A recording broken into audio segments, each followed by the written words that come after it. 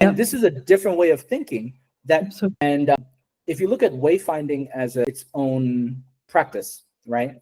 What made Polynesian wayfinding so unique compared to other oceanic wayfinding techniques is that they had the ability to read the stars, the wind, the ocean currents, right? Using very minimal external technologies. Okay, they literally had such a master of their own bodies as the technology that they could gather all of that as their own computers. And there was a link I shared, the Noble Magazine one. So it's noblemagazine.org, Reading Pacific Navigator's Mysterious Map. This is about the story of a navigator called Tupaia. And I believe he was from the Cook Islands, but he helped Captain Cook, who's a well-known, Western explorer. But he wasn't talked about a lot until not too long ago. So they took the maps of Tupaia and they looked at it and they said, this is really strange. This doesn't look like the Western maps that we have.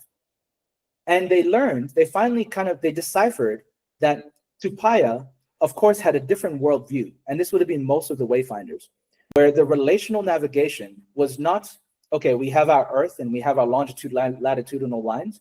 They said the wayfinder would look from themselves and everything was distanced from them as the individual, right? And they had this sort of relationship lattice with the oceans.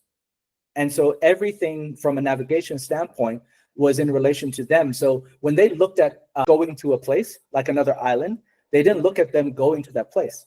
They looked at the place coming to them. And this is a different way of thinking that defines the way that we interpret the world. And so those are the sort of things that I think the Polynesian islands, right? They need to bring out their original ways of thinking, and that can make its way into technology, because I think technology also has an influence as well, right? The way that we think.